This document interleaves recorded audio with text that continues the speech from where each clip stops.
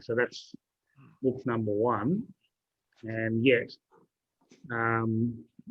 some of the deepest questions of existence are asked in the first chapter. And before we get stuck into that, why don't we have a little bit of a survey about the meaning and the purpose of life, because it's a very interesting and obvious answer, but you may not come across it, right? I'm just wondering if anybody can provide an idea of what the meaning and purpose of life is. Pretty basic question. Anybody want to have a go? Put you on the spot.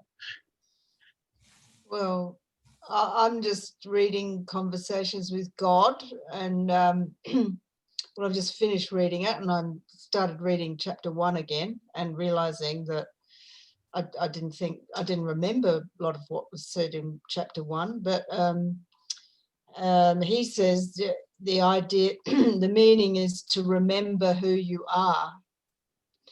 Yeah, that's pretty good. Who you really are. That's it. To recombobulate the spirit. Yeah, to remember, to become a member of the unified whole once more. Yeah. We deliberately separate ourselves from that paradigm. There's another version of that's that's I've heard in Christian tradition, but it doesn't have to be there. It says, receive who you are and become what you receive. So that's on this tram. Yeah. Any other ideas? Well, I think it's about play. Yes, I go along with that. Me too. There's nothing better to do. And I would say it's about love. Well, that's maybe one of the directions that it takes on the path. So that's a foundational principle. Yeah. Yeah, it's the glue that holds us all together. Yeah. So now we can ask for... And I just want to add something to that you can't play without love. Oh, there you go. You can do all sorts of other things, but play is sort of part of the ingredients, I would say, of that.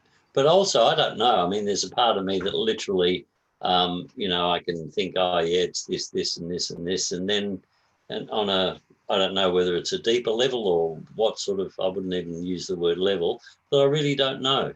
That I just genuinely, honestly don't know. Well, I'll give and you.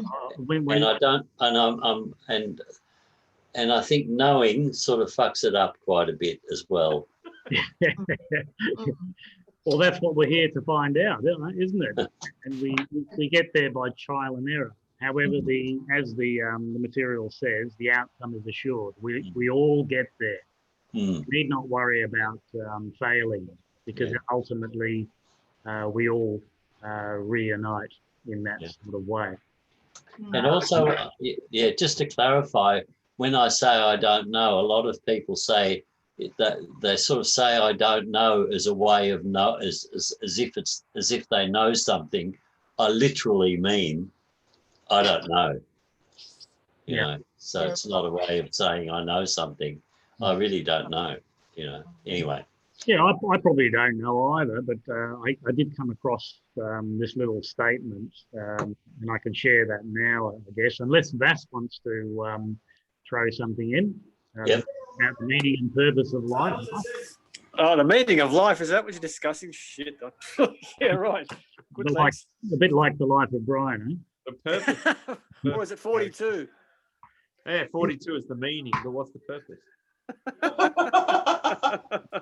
Some people don't get that joke. They don't know where it came from. I get it. Okay. All right. Well, I'll share this idea and about the meaning and purpose of life, and it's a bit of an anticlimax, and you can interpret it in a way which is very empowering, right? So what the statement is that life has no meaning apart from that which you give it. And that's it. Yeah. And in other words, who is the highest authority in your life? Yourself. Yeah, ourselves, right? Yeah. And so nobody can actually define the meaning and purpose of your life apart from yourself, for yourself. Everybody's on an individual journey, and that individuation is the journey. And the sum total of that is what we might be able to term as God, right?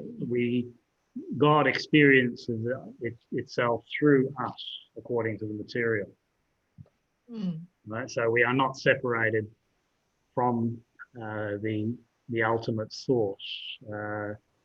Some religions might object to that idea, and they put God somewhere else outside of themselves. That to me is very disempowering. And it might be appropriate at some level, but at the level of more awakening that I'd say, we start to recognize that we are creators as well. Yeah, we are the creator. And I in book 1 of the conversations material, many years ago, when I came across those teachings, I went to a bit of trouble and I marked down on the pages the items which kind of backed that up. And I thought, well, what we could do for tonight's session is just go through the items that I marked and see if they resonate with you. We'll find out soon enough. Before we do that, because we're doing a dual study session, the disappearance of the universe, which is based on the Course in Miracles. And if you haven't seen the Course in Miracles, there's the full text. Right? It's a really big book. It's 1,000 pages or so, and I must admit I found it too cumbersome. The teachings probably require discipline, which I don't have. So, or maybe it just doesn't resonate with me as that strongly. But I must admit, The Disappearance of the Universe is one of the most phenomenal books of all time, as far as I'm concerned. Right. So, I gained a lot of knowledge, let's call it wisdom, if that's possible, from the disappearance material. In the disappearance material, we've gone through chapter 1, but I'll bring up chapter 2 now, and I'll just share it on the screen.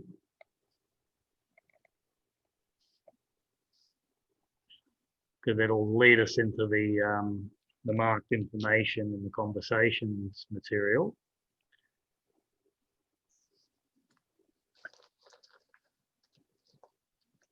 My screen is frozen. What about yours? Yeah, mine. Okay, this has happened before, so I'll just stop it again and try it again. Try again. Yeah, it came good the second time, so let's see if that works. I think it'll work this time. Yeah, it's not frozen this time. Yeah, we go. All right, so chapter 1, we've gone through Disappearance of the Universe in the previous weeks. And then in chapter 2, the author asks or states, I'd always wondered how God can allow so much pain, suffering, and horror in the world and how good people could often be put through unspeakable hell. If what Artan and Purusa said, Artan and Purusa are the two beings that appeared to Gary Renard in his living room. They came out of nowhere, but you'd have to read the book to appreciate how that happened. So if what Artan and Purusa said was true, it would mean that God had nothing to do with any of it. That's an interesting conclusion, but that's basically what the Course in Miracles is saying. The hellish existence of the world is because of our separation from spirit and our ego tending to manifest a world apart from God, right? So we have this false imagining that we can exist without the spirit, without the divine, and that leads us down a fairly hellish path.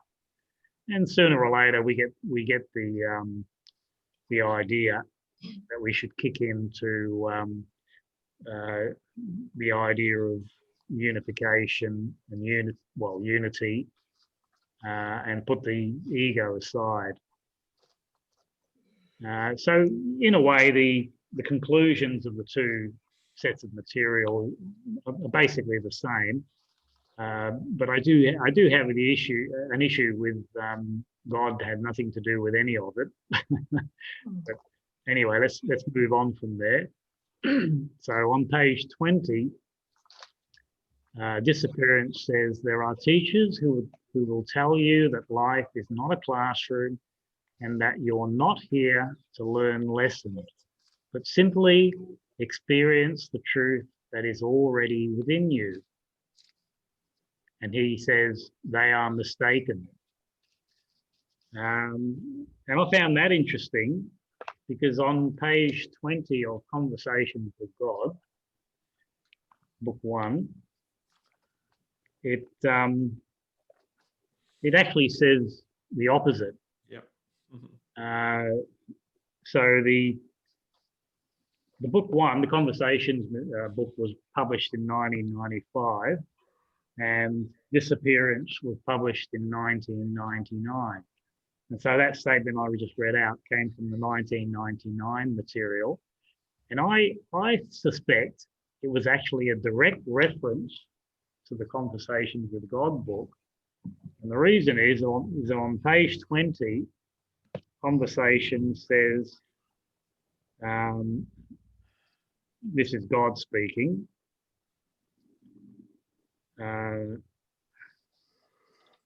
Sorry, this is Neil Donald. Oh, hang on, I'll go further up the page. Neil Donald Walsh says, there are those who say that life is a school, that we are here to learn specific lessons, that once we graduate, we can go on to larger pursuits, no longer shackled by the body. Is this correct? And God answers, it is another part of your mythology based on human experience. And Neil says, life is not a school? God says, no. We are not here to learn lessons? No. Then why are we here? And God supplies the answer, to remember and recreate who you are. I have told you over and over again, you do not believe me. Yet that is well as it should be, for truly, if you do not create yourself as who you are, that you cannot be. And Neil says, well, okay, you've lost me. Let's go back to this school bit. I've heard teacher after teacher tell us that life is a school. I'm frankly shocked to hear you deny that. And then God says, well, school is a place you go if there's something you do not know that you want to know.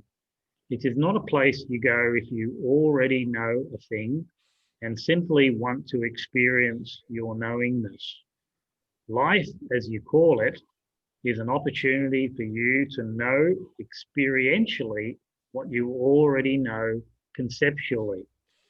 You need learn nothing to do this. You need merely remember what you already know and act on it.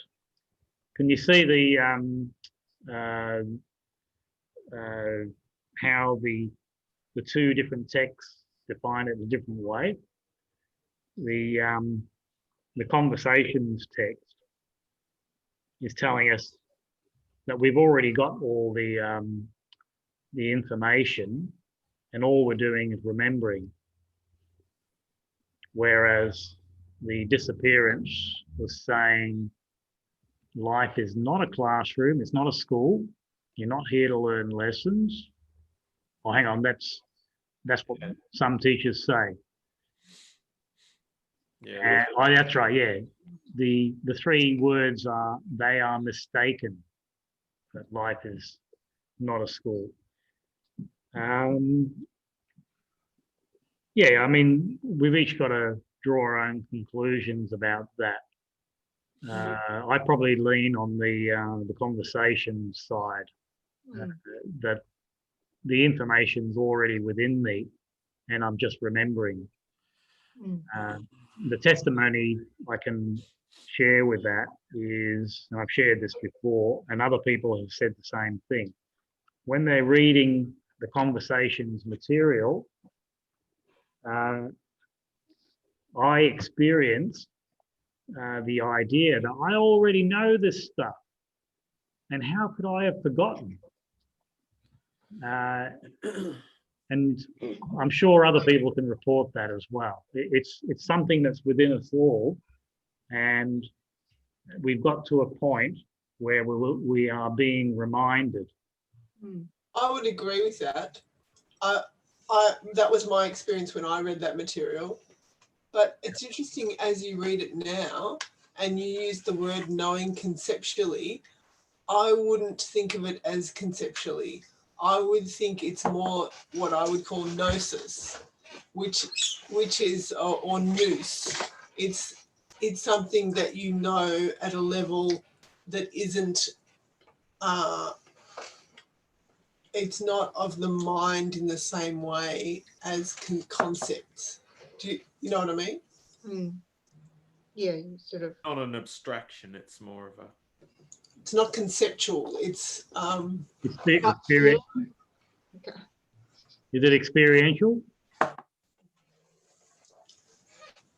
that's the way the conversation material. Yeah, it's experiential. Yeah. But it's not necessarily something that you easily articulate. Yeah. Yeah. Well, basically, it's going along with the idea that you can academically learn something, but you won't be able to master the situation until you start applying those things, right? You know, so if you're a student of university or something, and you get a degree, it doesn't mean you're a good engineer, right? You have to start doing some engineering. I mean, that was my experience too. Yeah.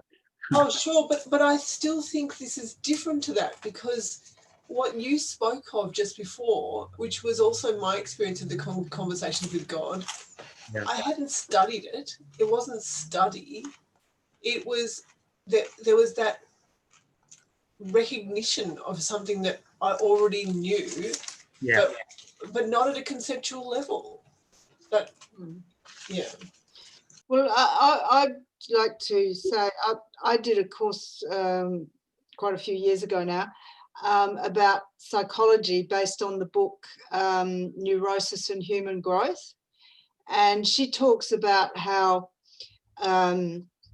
practically every person is neurotic, and she's using that word in the correct sense, as opposed to the way it's become debased.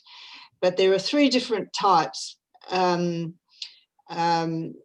mastery, self-effacing, and resignation. And basically, mastery people see everything as competition and a war, and they see that they have to sort of fight against other people. Self-effacing people think that love is the solution, and then the other ones think that freedom is the solution, so they move away from other people. And just her book showed how absolutely all-pervasive this neurosis is in human beings.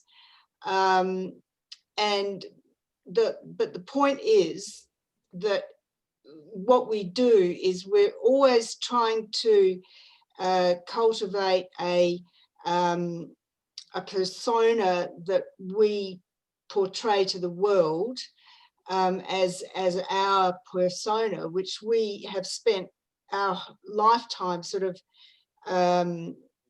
imagining in our heads, and we suppress our real self. And I see that the challenge is to stop suppressing your real self and to learn to be honest. And I guess in the Bible, the story of the 3 servants, that they were all given, one was given, they were all given some talents. And then the first 2, invested their talents and they grew. And the third one buried his talent deep because he was scared that he'd lose it. And that is the one who symbolizes, when a person buries their real self and, insists on just being this neurotic self, and, like narcissists and things like that. And that, like, it's absolutely rife today,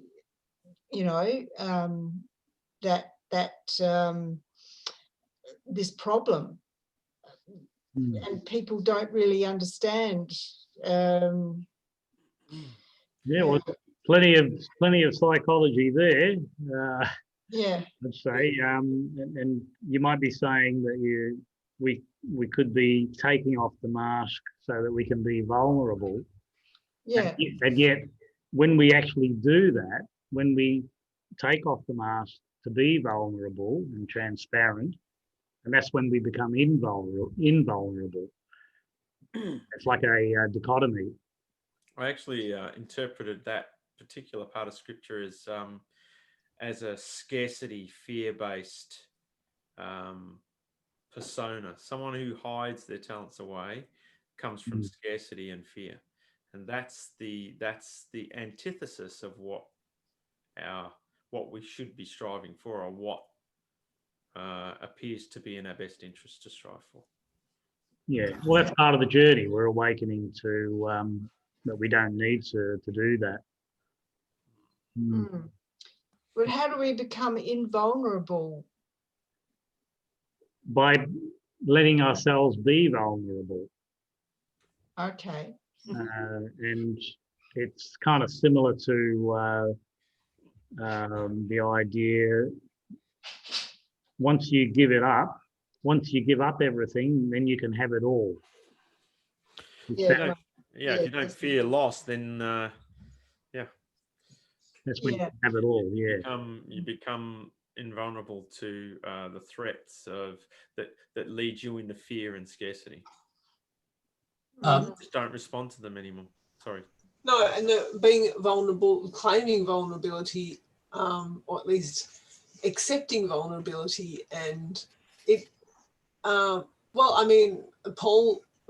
in the New Testament said, somewhere, I think it was whatever. Anyway, it's definitely ascribed to Christ somehow. My strength is made perfect in weakness, and I just translate that as vulnerability, because it's often through vulnerability that people open to a deeper path in life. If it turns out to be a strength to embrace it. The meek shall inherit the earth. Yes. Yeah. Beautiful. I've just got a question of you, Elspeth. When you first started to share that with us, you mentioned the particular psychologist or whoever that you were studying with had a particular way of defining or describing neurosis, which wasn't, and your words were not the commonly thought of way. What was the way that she defined neurosis? Yeah, well, I mean, she was a psychiatrist that was like the next generation after Freud, and she sort of debunked everything that Freud said. But she's talking from a medical terminology standpoint, and she's saying this is neurosis. But in time, people, the common, that word has become debased in our language, and people are saying, oh, you're neurotic, just because you sort of maybe have a tiz or something. I say, I'm just being neurotic. Yes. Which is really debasing the meaning of the word, and in actual fact, with AA, Alcoholics Anonymous, there's a whole lot of groups out there that are based on that same principle, and there was one that studied this particular theory of psychology, and they had to sort of, basically it fell in a heap because people had the meaning of the word neurosis had sort of become debased, and it just sort of fell in a heap. But yeah. They don't use psychiatric diagnosis anymore, do they? Neurotic or neurosis? Well, they don't use that word. No, it is a bit of an old-fashioned word, but they do talk these days. They're talking about narcissists and codependents and people, sociopaths. Sociopaths and yeah. Yes. Yeah, I've got some interesting information about Jung and Freud, which we might share a bit later if we get time. But if you like, I'll get back to the material. Sure. Conversation material. That was a rabbit hole. Straight after the page on page 21, where it says that school, we're not here to learn lessons. Life is not a school. We're here to just merely remember, and so that we can know experientially what we already know conceptually. And it goes on from there. It says, let's start here. The soul, your soul, knows all there is to know all the time.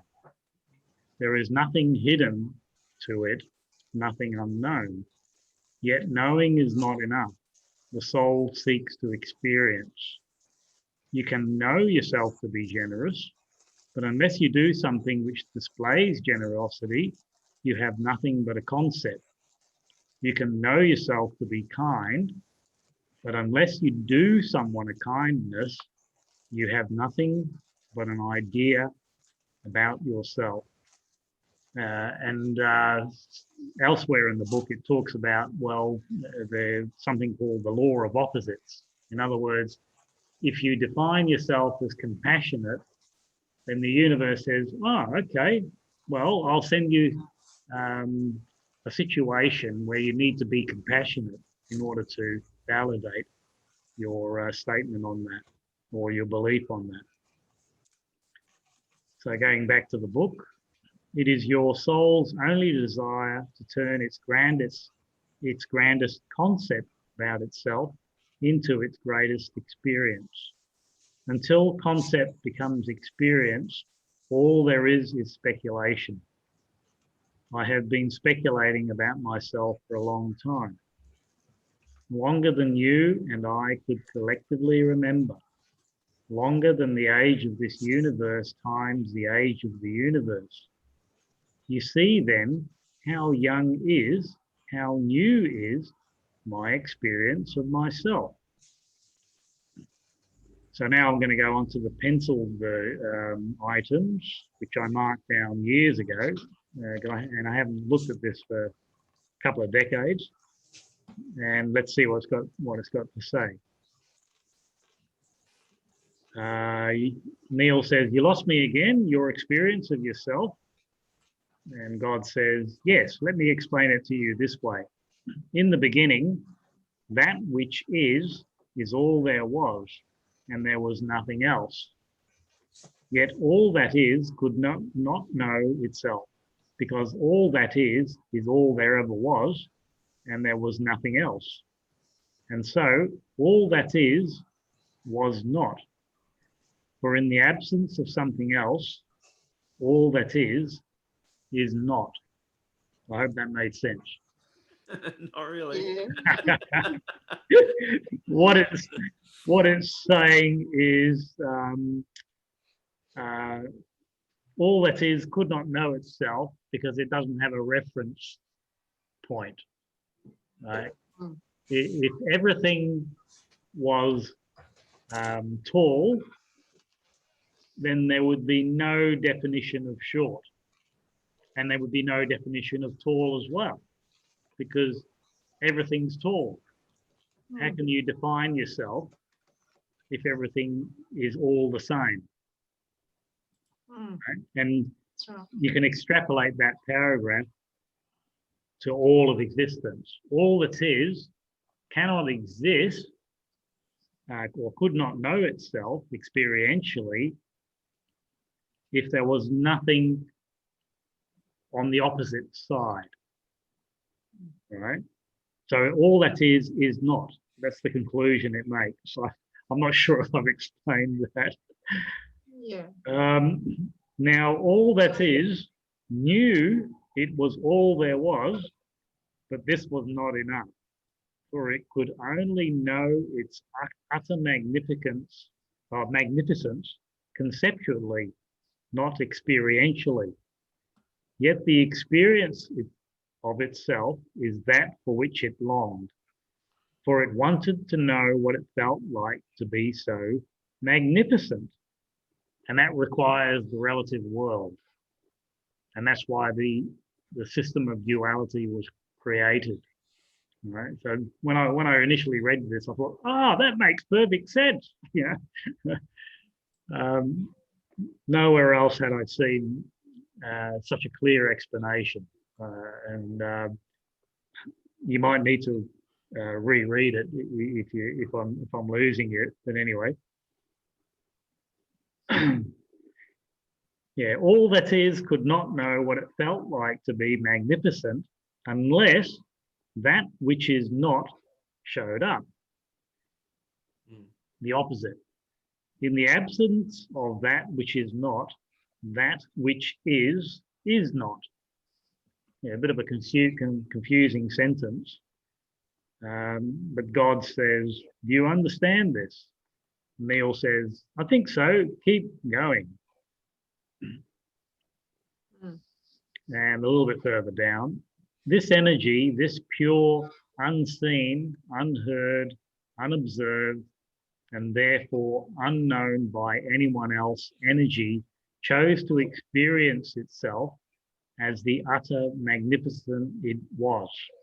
In order to do this, it realized it would have to use a reference point within.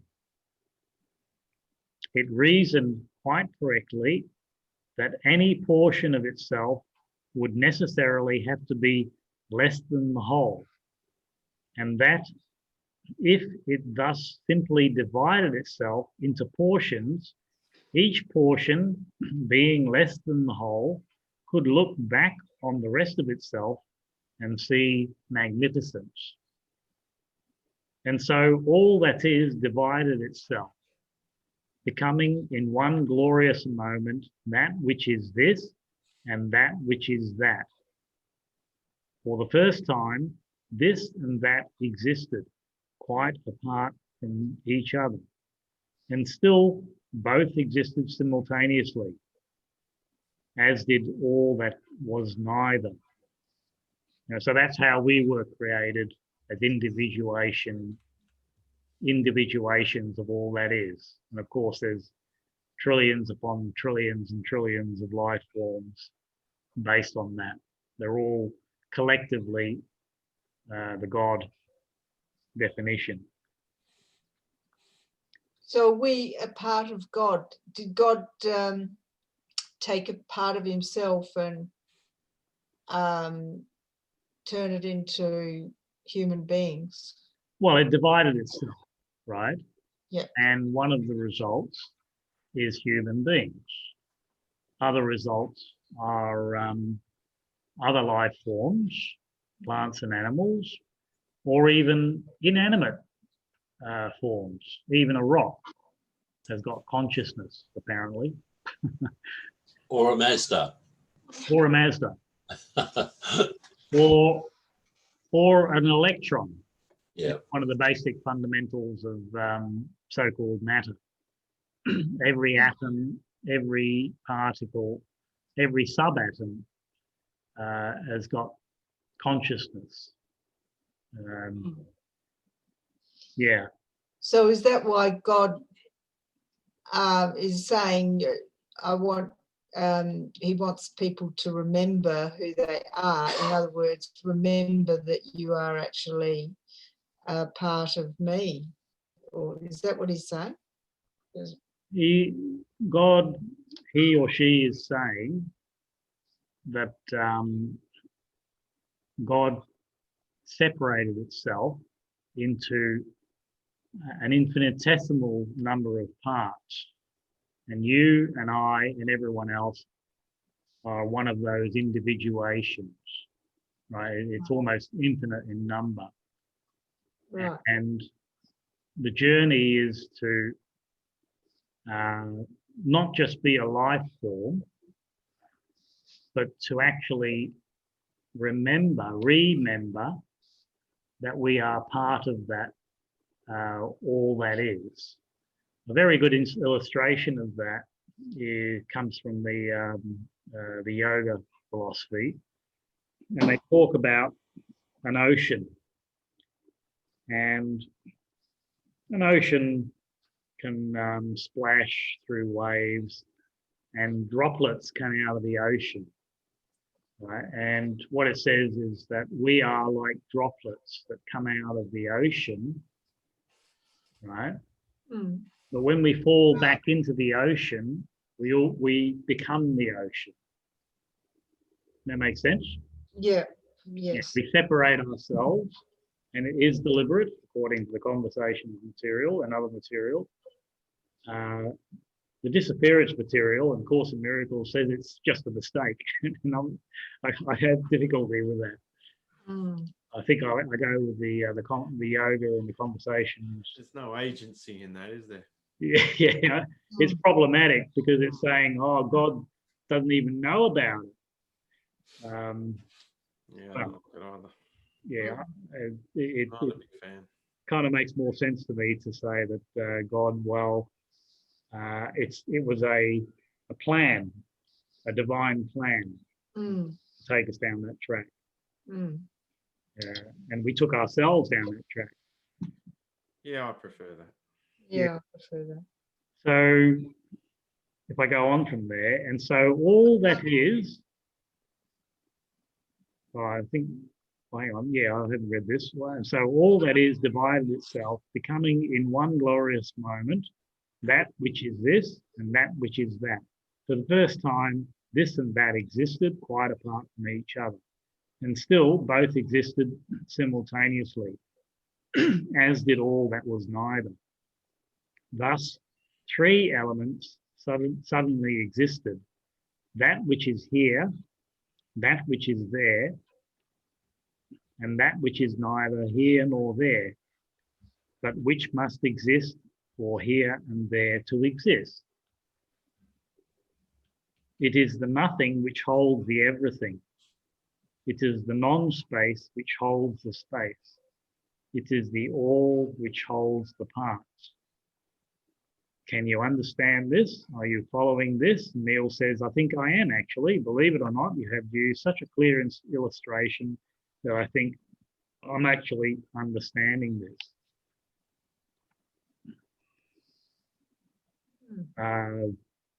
This could be part of the Holy Triune. It's three elements which make up the whole. It's here and there and the space in between. But let's see what it says over the page. So God says, I'm going to go further. Now this nothing which holds the everything is what some people call God. Yet that is not accurate either, for it suggests that there is something God is not, namely everything that is not nothing. But I am all things, seen and unseen.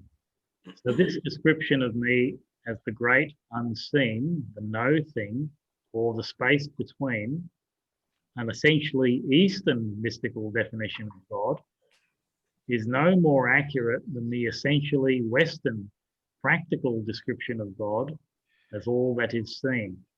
Those who believe that God is all that is and all that is not are those whose understanding is correct. And that resonated with me as well. God is all the seen and all the unseen. It's so complete that we can't conceptualize it in our own minds, I would say. Now, in creating that which is here and that which is there, God made it possible for God to know itself. In the moment of this great explosion from within, God created relativity, the greatest gift God ever gave to itself. Thus, relationship is the greatest gift God ever gave to you, a point to be discussed in detail later. Yeah, there's chapters upon chapters about the importance of relationships later on in the material. It's the most important self-defining element of our existence, our relationships to others and our relationships to everything else. Yeah, so from the no thing thus sprang the everything, a spiritual event entirely consistent, incidentally, with what your scientists call the Big Bang Theory. Okay.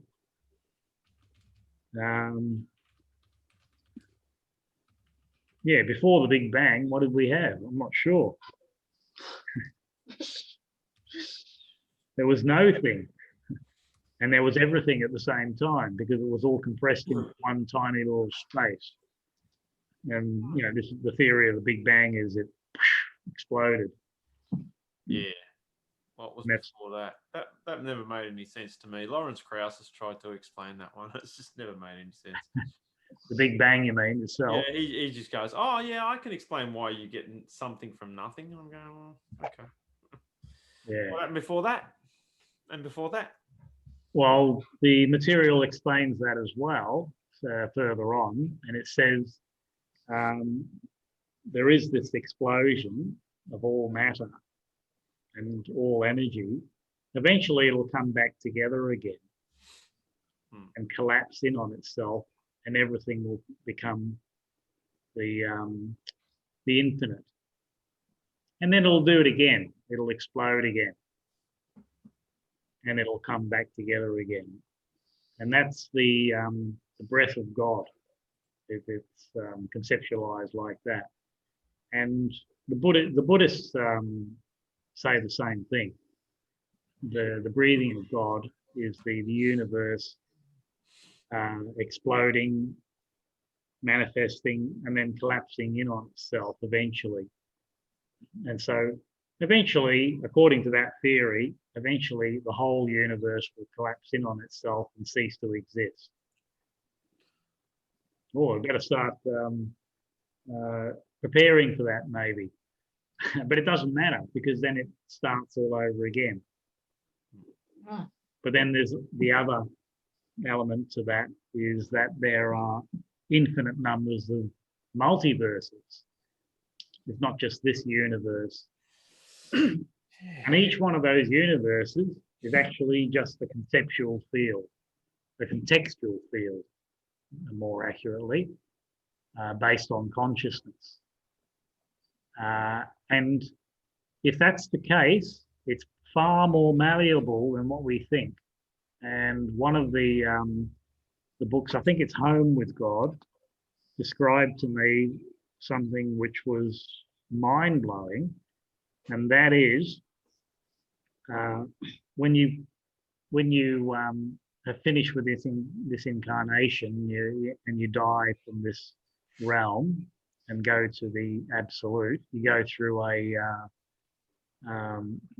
phase where you go through a life review, and you may be satisfied or dissatisfied with the result of that life that you've just reviewed, and it's extremely thorough, and you not only re-experience in a very short period of time, if we can define it as time, every emotion and every action, every thought, everything about yourself in that lifetime, but you also experience everyone else's emotions and thoughts and reactions at the same time.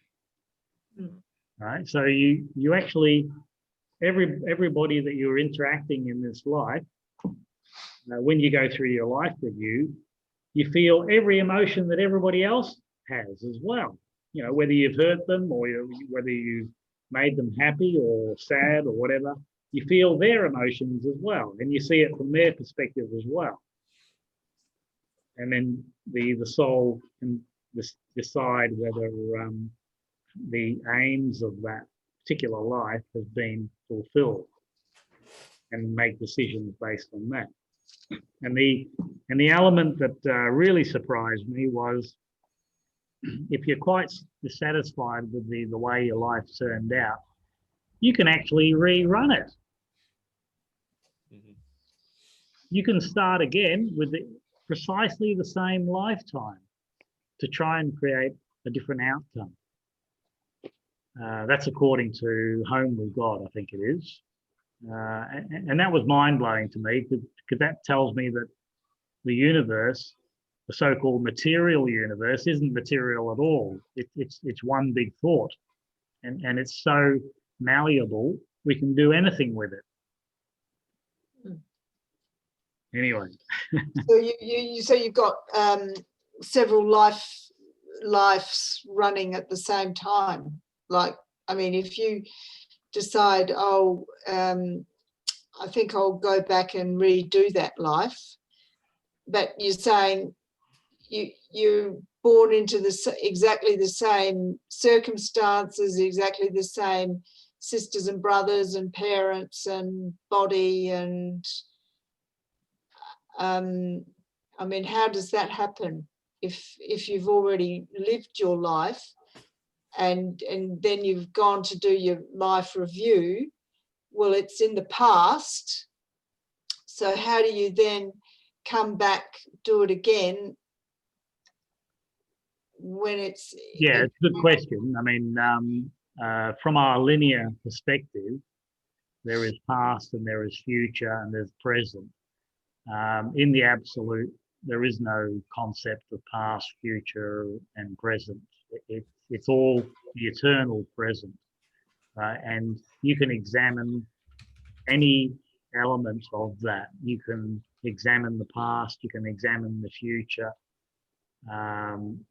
and it's just as malleable as the material, the so-called material side. Time is also an illusion, but we need time in the relative in order to live our lives, right? So a good illustration which I came across was, your life is a little bit like a book.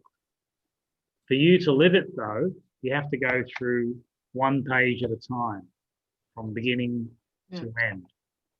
But if you're in the absolute, you can pick up the life like you pick up a book, and you can examine it at any stage.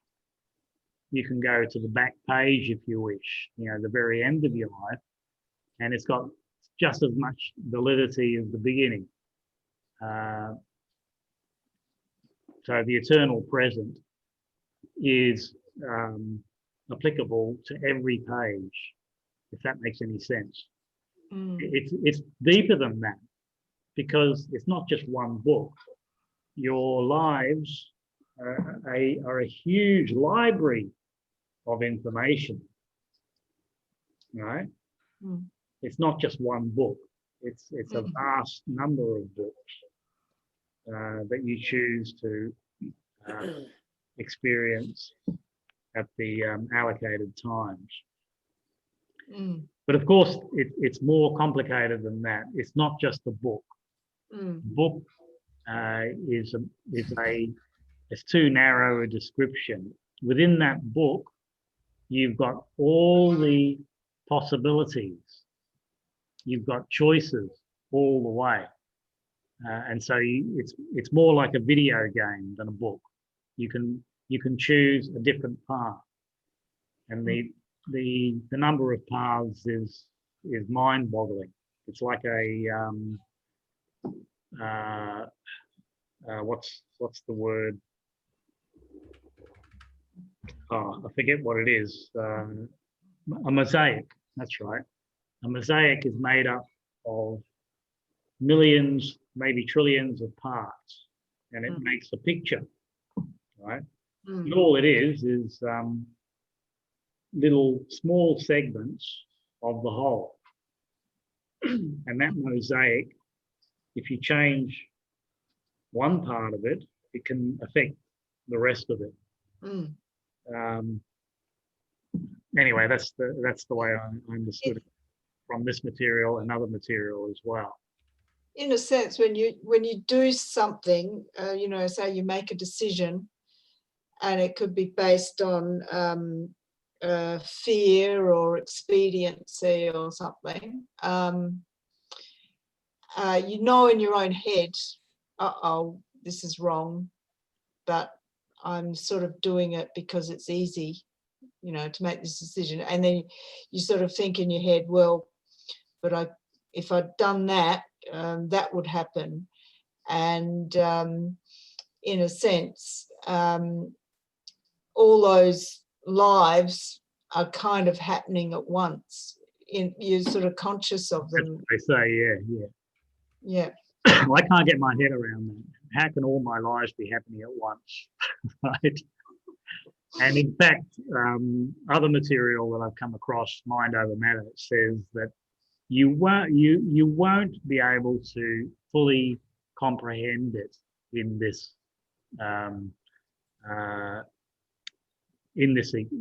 incarnation. So don't worry about it. You don't have to figure it out. You don't have to know how it all works. Enjoy yourself, right? Because that's what you're here to do. Yeah. Right. And and on the journey, you're demonstrating that you are a creator, not a consumer. So you've just answered the question, George. What's the meaning of life? Just enjoy yourself. Hallelujah. Well, yes.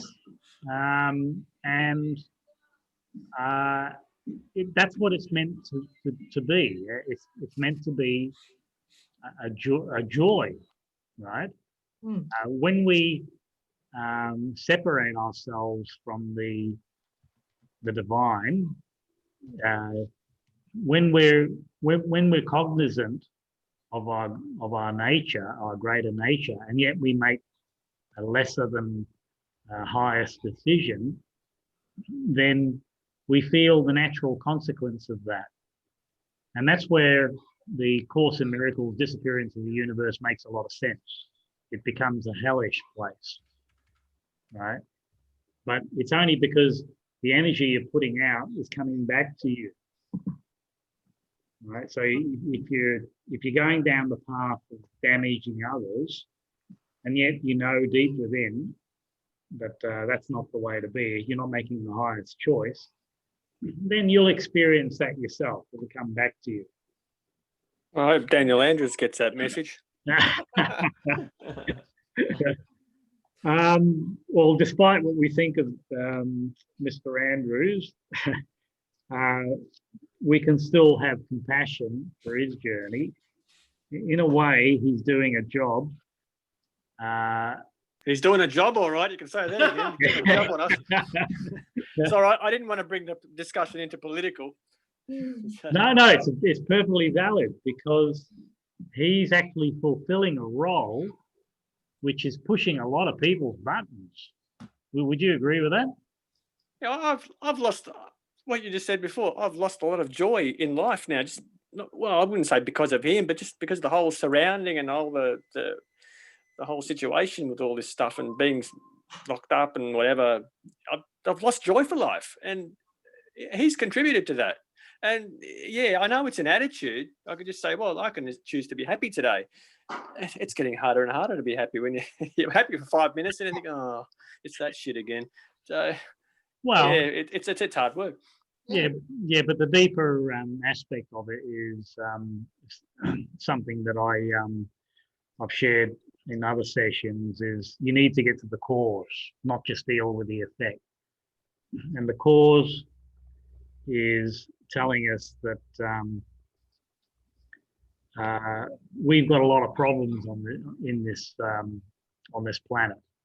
You know, we are a rather primitive race, and we solve problems through hurting each other instead of doing it in a more conciliatory fashion. And we don't share our resources. We try and keep them to ourselves. And the atrocious situation is thousands of people starve per day because of that greed and corruption. And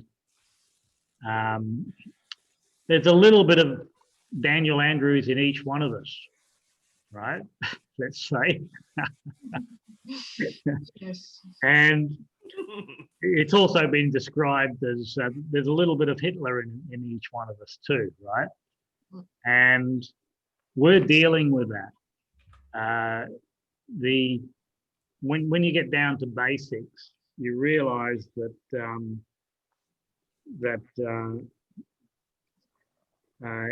if some disharmony exists in your life, even if it's not part of your particular life, even if it's across the border somewhere, if there's disharmony over there, then somehow we are all collectively creating it, that situation. Right? So you and I are responsible for the way the world is.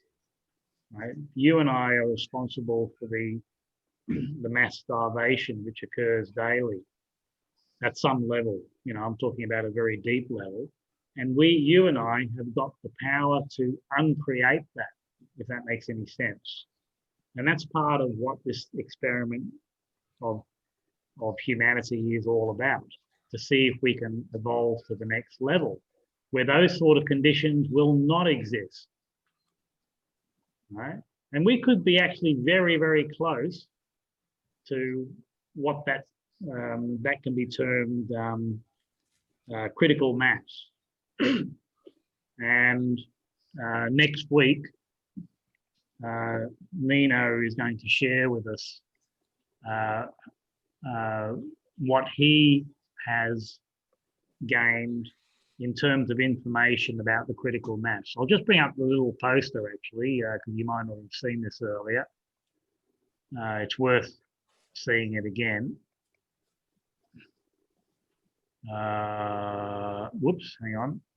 I've got to find the email. That's next Monday, is it, George? Yes, it is next Monday. So, you know, we'd love you to book in if you can do that. How do we book in? I'll show you. I'm coming anyway, but I just don't know how to book in. Look, it's optional. If you want to book in, you book in. With, Sorry, is that on Zoom or is that physical? Yeah, Zoom. no, it's a Zoom. Oh, Zoom. Yeah, I'm just trying to find the email. Oops, where is it? I don't know. Let me just try again, because I haven't found it. There's so many windows open, you got to find the right one.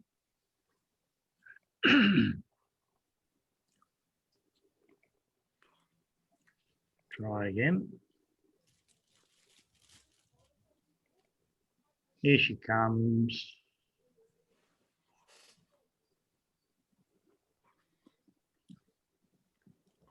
All right, so something to share. So, you know, if you can share it with others and put your own little special message on it, that'd be appreciated.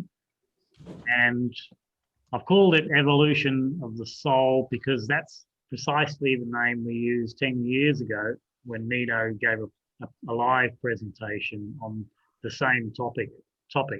And that's why I called it a 10-year update.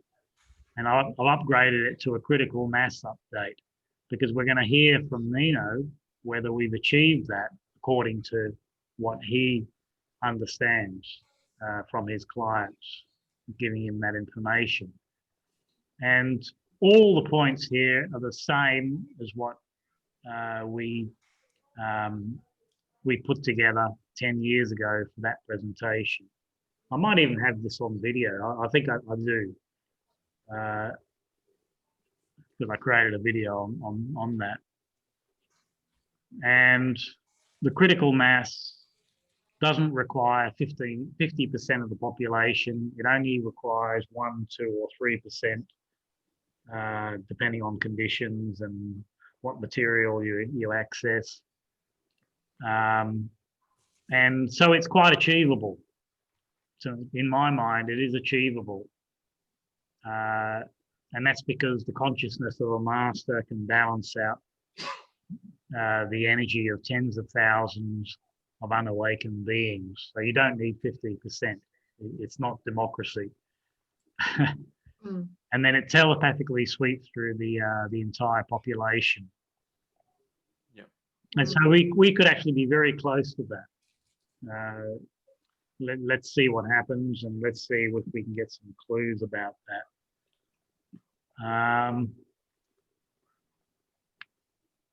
If I go back to the material I was reading, there's just a few more that I had penciled in for this explanation of why we're here. Actually, there's about a couple of pages at least. I'll keep going with it and see where it goes. Yeah, so we just finished with those who believe that God is all that is and all that is not, and those whose understanding is correct. It's both. From the no-thing thus sprang the everything, a spiritual event entirely consistent with the Big Bang Theory. Yeah, we covered that before. God knew that for love to exist and to know itself as pure love, its exact opposite had to exist as well. So God voluntarily created the great polarity, the absolute opposite of love. Everything that love is not, what is now called fear. In the moment fear existed, love could exist as a thing that could be experienced. A couple of pages later, my divine purpose in dividing me was to create sufficient parts of me so that I could know myself experientially. There is only one way for the creator to know itself experientially as the creator, and that is to create. And so I gave to each of the countless parts of me, to all of my spirit children, the same power to create which I have as the whole. Right, and I think that comes out in the quote in the Bible.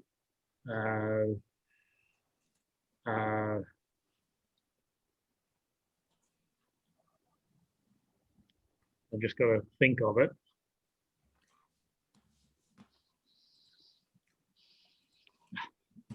It'll come to me later. Oh, yes, it's just over the page. There you go. Uh-huh. This is what your religions mean when they say that you were created in the image and likeness of God. This doesn't mean, as some have suggested, that our physical bodies look alike, although God can adopt whatever physical form God chooses for a particular purpose. It does mean that our essence is the same. We are composed of the same stuff. We are the same stuff, with all the same properties and abilities, including the ability to create physical reality out of thin air. Yeah, so further, much deeper into the material, it'll tell you that not only are you a creator in your individuation, when you graduate to the top of the class and out of the reincarnational wheel and go on to higher realms and then go beyond that and go beyond that again and beyond that again, you reach a stage where you can create your own universe, right? So apart from the universe that you've been experiencing. I definitely didn't make this one. Well, you're getting there. We're all contributing, I think. And in the end, every one of us, every individuation creates its own universe. So the number of universes is countless under that idea. Yeah. And it can be, because it's just a thought, right? And thoughts can be infinite. That's how malleable this reality, so-called reality, is. My purpose in creating you, my spiritual offspring, was for me to know myself as God. I have no way to do that save through you. Thus it can be said, and has been many times, that my purpose for you is that you should know yourself as me. That would be blasphemy in some circles. Yes. This seems so amazingly simple, yet it becomes very complex, because there is only one way for you to know yourself as me, and that is for you first to know yourself as not me. Now try to follow this, fight to keep up, because this is where it gets very subtle. Are you ready? I think so.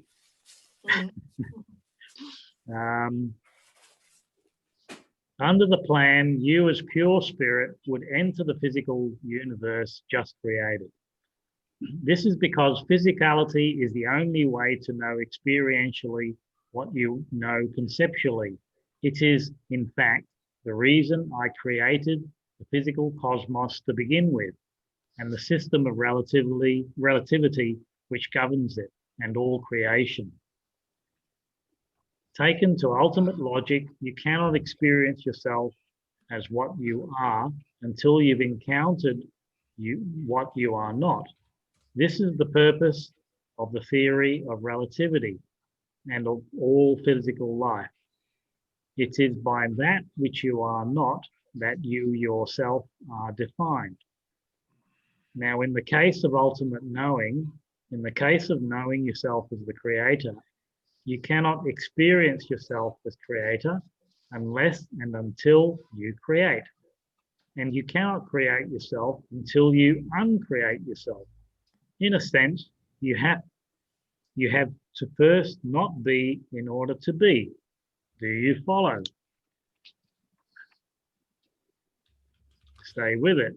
Of course, there is no way for you to not be who and what you are. You simply are that, and that's pure creative spirit. And you've always been that and always will be. So you did the very next best thing. You caused yourself to forget who you really are. And that's something we've raised on many occasions. When we're born, we go through amnesia, right? Because people often question that. They say, well, how come I don't remember who I am? If that's what you say, we really are. Well, you do it deliberately. It's not just a mistake. Unlike what the Course in Miracles says. Well, maybe it is, but I don't think so. Upon entering the physical universe, you relinquished your remembrance of yourself.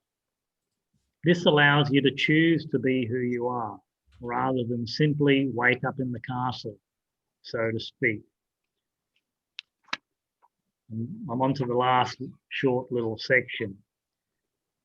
You have always been, and will always be a divine part of the divine whole, a member of the body.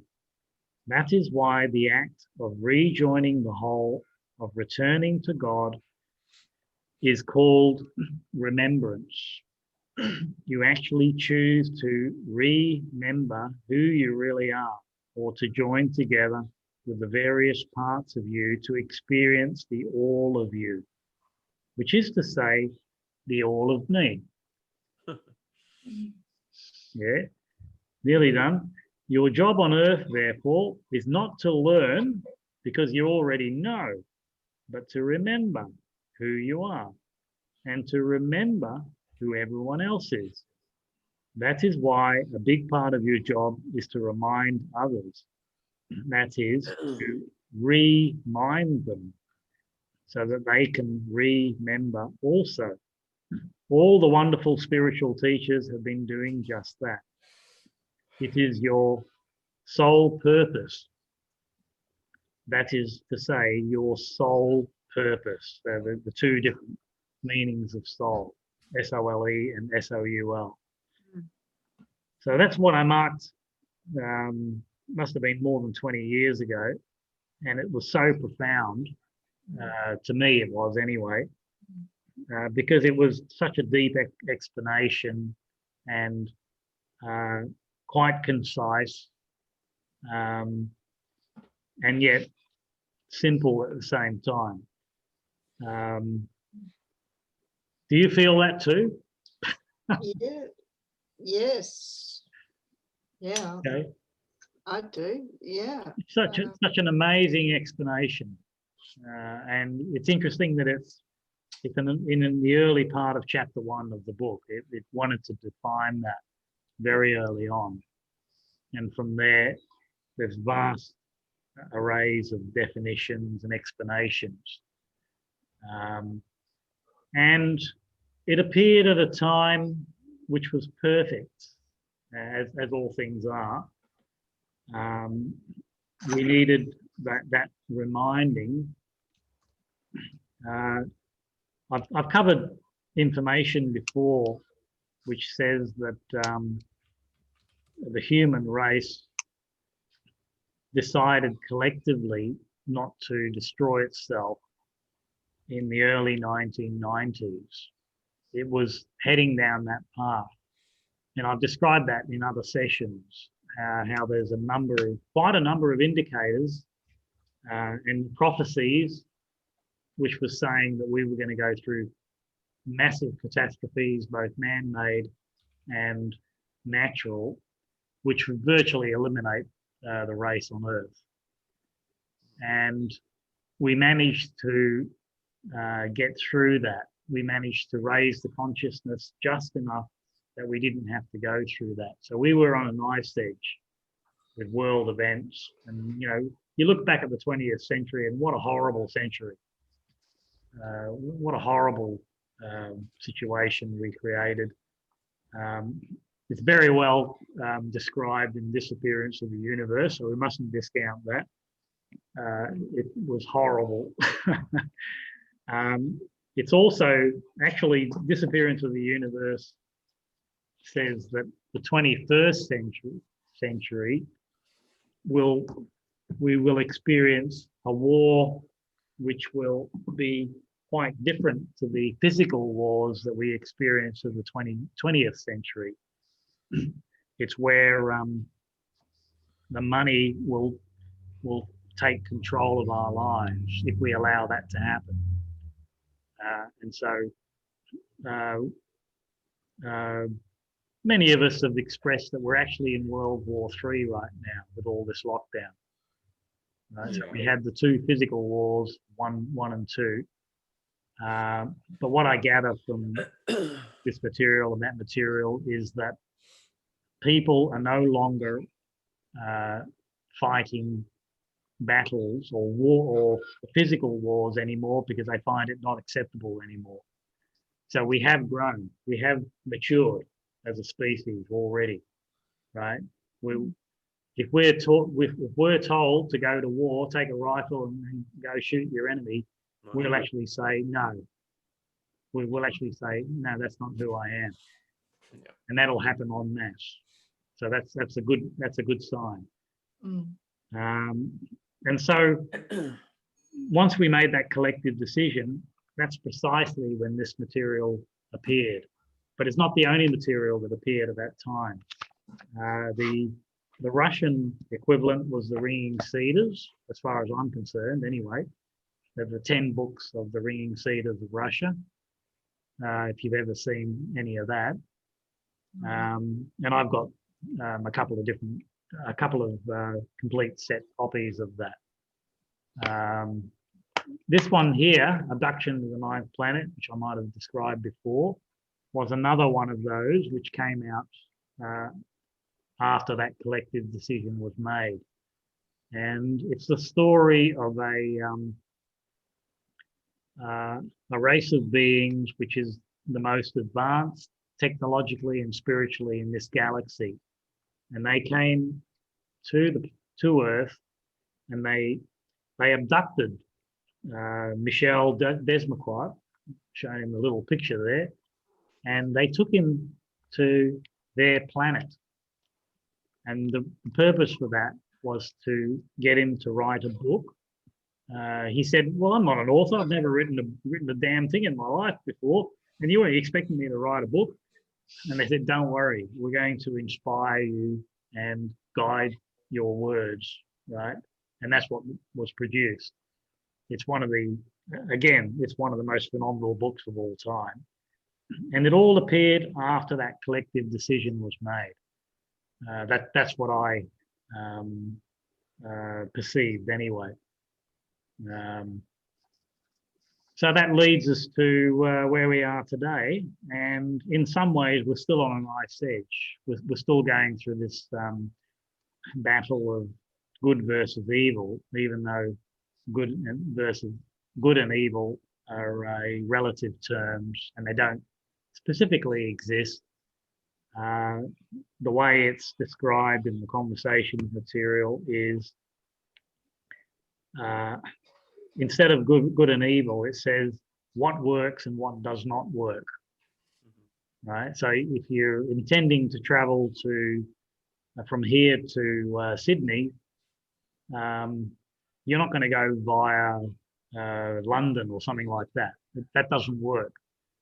You might as well take the direct route, and that does work. There's nothing evil about going to London to get to Sydney, but it doesn't make a lot of sense, right? And you may not even get there. Yeah, so he says first of all that us humans, we do need some parameters. Like he says to him, there's nothing evil under the sun, but for us to live on Earth, we need to have some parameters and have some definitions of that's right. evil. It does say that. It says we define ourselves through declaring something as evil. And so if you do not declare anything as evil, then that's the greatest evil. We have to bring those things into the light in order to... So for us to declare nothing's evil is the greatest evil, but then God, he said that nothing was evil. So it's okay for him to say that. Yeah, there's a quote straight from book 1, which says, "In truth, there is no such thing as good or evil.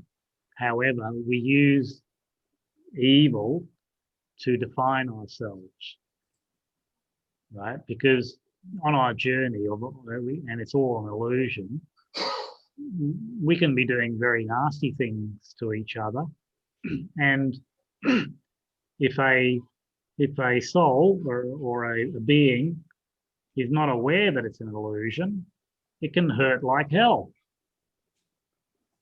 right? And so that doesn't work. It doesn't I might do this. help us to develop life. It actually helps to destroy life. So what you could say is what destroys life is evil, and what creates life is not evil, is good. Mm. That's one way. Yeah. It's very relevant to the natural world, the world of even the way we produce food. The way the corporate farmers produce food, monoculture and machine technology, which turns over the soil, which exposes it to the elements. You could actually term that evil because it actually destroys the topsoil. Mm. And the opposite is might be something like permaculture, which is very hand intensive. You know, you can't really get a machine to create permaculture, I don't think, as well, because there's so much diversity in a permaculture garden. And it is what it says, it is to develop a permanent culture of food based on the way nature is diverse itself. No, so, you know, we could define that the corporate farming is actually evil. And if you, when you get deeper into the conversation material, it'll tell you that humans were never supposed to congregate in big cities because bigger cities get dependent on food which is trucked in every day, right? And so that's could be also be termed an evil system. And if we don't declare it, we're not going to change it. If that makes any sense. If we don't declare it, if we don't declare it as evil, yeah, then we won't change. Why would we want to change it? Yeah. Right. We don't normally hear that corporate farming is evil, but we might as well call it evil because it's destroying the topsoil of the world. Mm. Mm. Yeah. It basically doesn't work. Mm. Mm. It means some people go fed and other people go hungry. So it leads to what's happening now. The solution that the people that run the world, whoever they are, is to say, we can't feed you, and so we're going to eliminate most of you. And so it comes back to us because we're choosing to live a lifestyle which is indulgent. You know, we're choosing to live in small boxes in the concrete jungle where we're not actually helping the diversity of life. Right? We become dependent on external sources of food, which is produced by these monoliths or these mega farms, right? Information I've seen is saying that over time, over the last several decades, we used to have hundreds of thousands of farmers in Australia, and it's down to about 40,000, I heard. The farms just keep getting bigger and bigger, And of course, as they get bigger and bigger, it displaces people away from the Earth. And that's a problem. And what I've been wanting to get back to with our cinemas, we started it last Saturday, and we showed Reworld Order, which shows you the two different streams of humanity, which we can go down now. One is under the technocratic smart city world, where we are dependent on the system, and the other one is to develop eco-communities. And it's something that was very strong on our agenda right from the early days of Magpie House. And the early group that we had actually got itself down the path of looking for land, you know, and I was very much part of that. And we actually ended up buying land for this particular purpose. What we wanted to do was multiply that model worldwide, multiply it over and over again, because then that would start transforming the way we live in a decentralized fashion instead of this centralized madness. I'll show you a diagram on that, which I shared on Saturday. And this Saturday, I'd like to show the movie Universal Brotherhood. Let me just try and find this.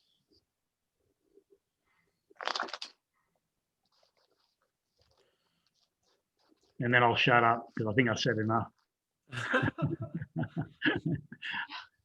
Let somebody else talk.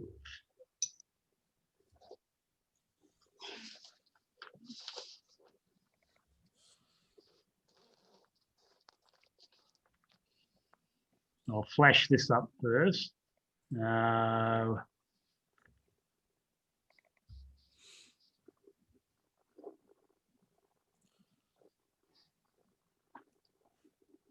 Yeah, so that's the movie. It's a 1 hour documentary, Universal Brotherhood, and I'm saying it's on Zoom. If it was multiplied worldwide or over and over again, it would completely change the way we live. Wow. That doesn't mean we're not going to have technology. We can still have technology, but develop it in a more earth-friendly way. What was the other thing? What country time was it? Wasn't Nimbin? No, it wasn't Nimbin. No, that one was that Perth. okay. South Right. of Perth. Okay. Yeah. Oh yeah, I wanted to show the diagram of the population. Here it is. Let's bring it up.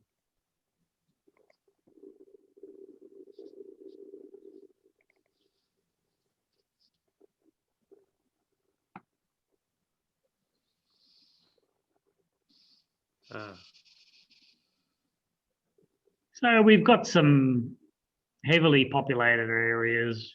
There's Bangladesh about there, a little bit around China. Yeah, there's a fair bit in Europe and US. Look how empty Australia is. I can only see 1, 2, 3, 4, 5, 6, 7 dots in Australia. The continent is empty, right? Don't go along with the idea that we are overpopulated, because we're not. We're all crammed into like sardines. Something like that. And if we're not careful, we're getting crammed even more. You know, they're trying to get us out of the countryside into these mega cities more and more, from what we can see.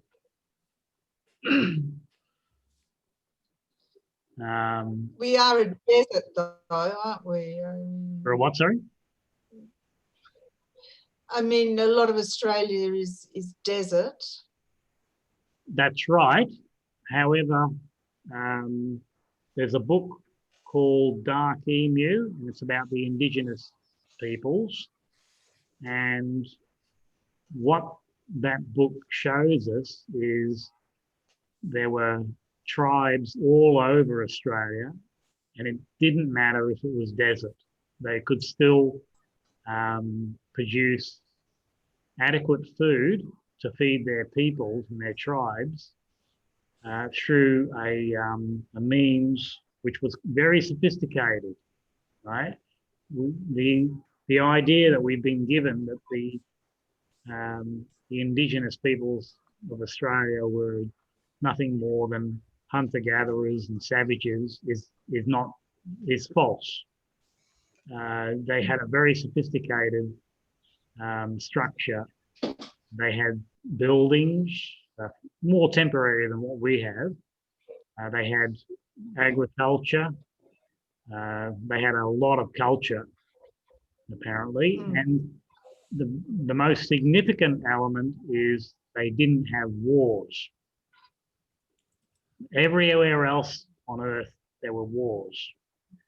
In Australia, there were no wars for tens of thousands of years. They used to respect each other's boundaries. I've seen a boundary map of all the tribal clans around Australia, and it's fascinating that just about every boundary clan or size is about the same size. It didn't matter whether it was in the desert or on the coast or in the tropical area or anywhere else. Could probably dig it out if we went searching for it. Actually, Nino next week has got a lot to say about that and how it puts Australia in a unique position. We don't have the karma of a lot of the other countries because of that. So that was fascinating.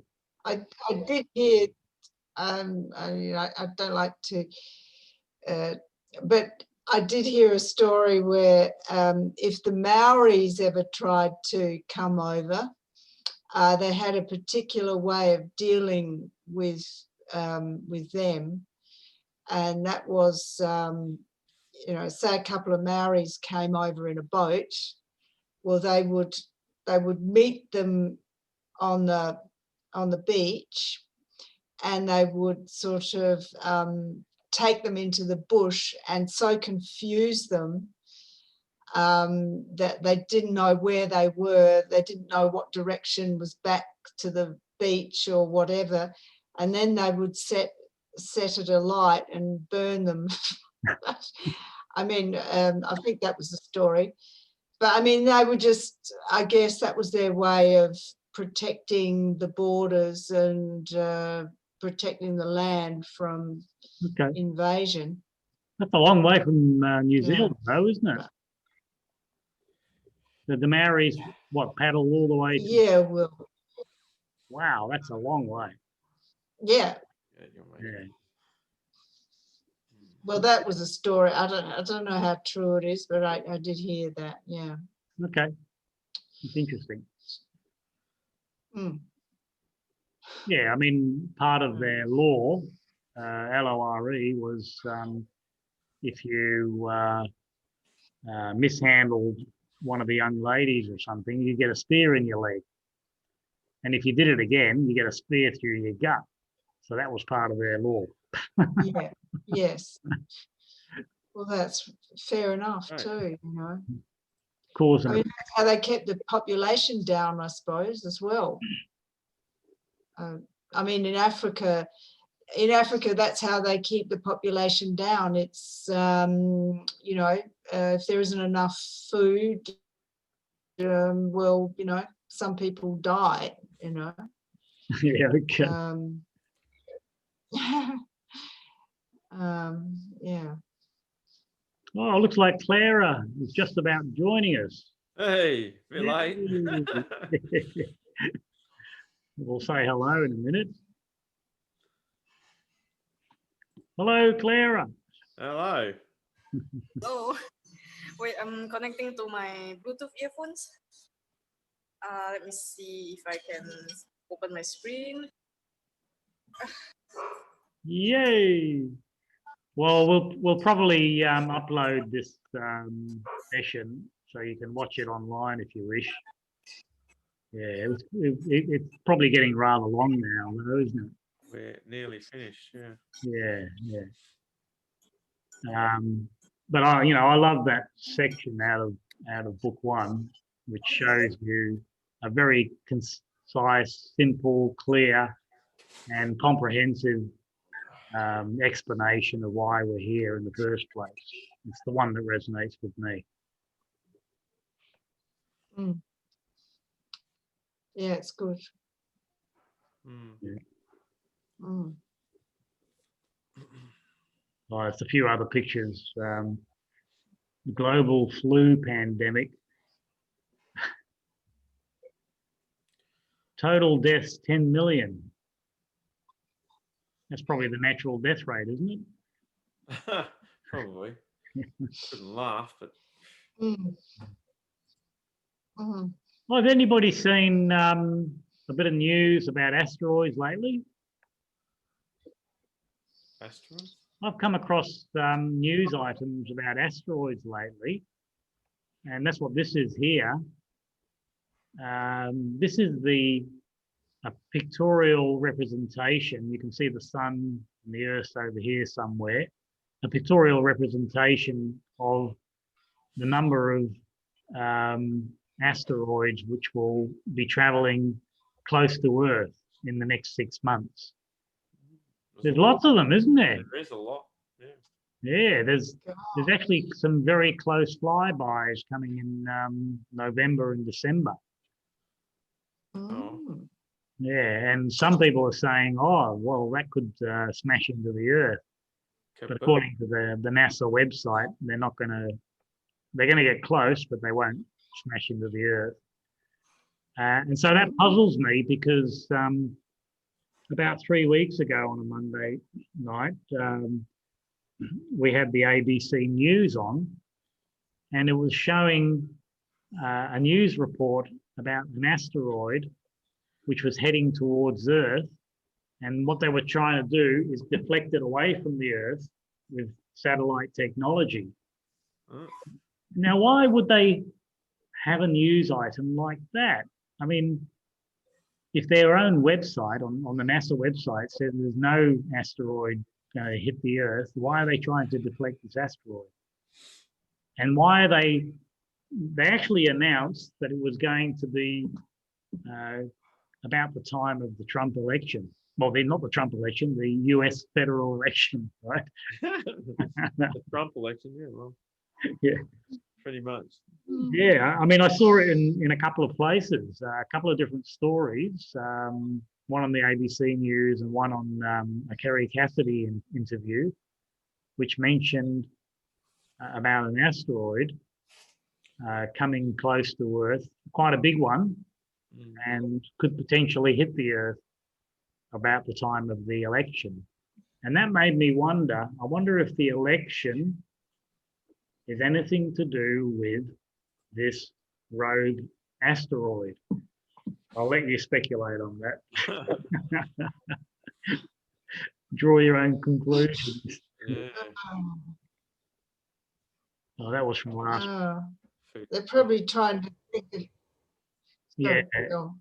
Yeah. Go on. One of the reasons I put this in our email broadcast is in the local council elections, they do try and embed the Labor Green candidates into those council elections.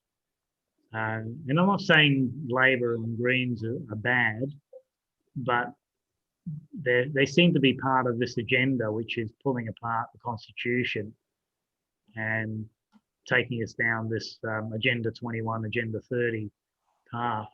Yeah. In which I have a little bit of difficulty with. I don't like the solution they're coming up with. I think diversity and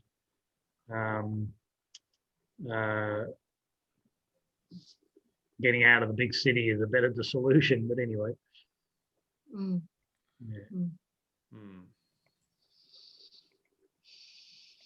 mm. Well, there's the pyramid, the debt slaves at the bottom, Yay. I'll do that. and the Crown Council of 13 at the top. So if we're taking them on, yeah, Chris has just sent me some injunctions or something like that. Is that right? Or, Oh, that affidavit. Well, I think it's an affidavit. yeah, okay. I'll have a good look when I Yeah. can. Go have a good look through there. There's some good stuff in there. Now, one of the things I will mention about that is you'll probably make note of the idea that somewhere in there it's got Nuremberg spelt N-U-E-R. I think I mentioned this last time, actually. Yeah, go on. Yeah, it's actually harking back to the German spelling, the correct spelling. Nuremberg, as spelt in the modern the modern way, is N-U-R-E-M-B-E-R-G. If you use that, it doesn't count. All right. So you got to spell it right. It's quite an important little tidbit that most people miss. They go, "Oh, it's all misspelt in here." No, it isn't. It's correct. Okay. She's gone over it with a fine-tooth comb. It's very accurate. So anyway, yeah. Yeah. Anyway, I'm wondering if we've covered everything we want to cover tonight, or bring up any topic to discuss if you want. Oh, pretty comprehensive. Good evening. And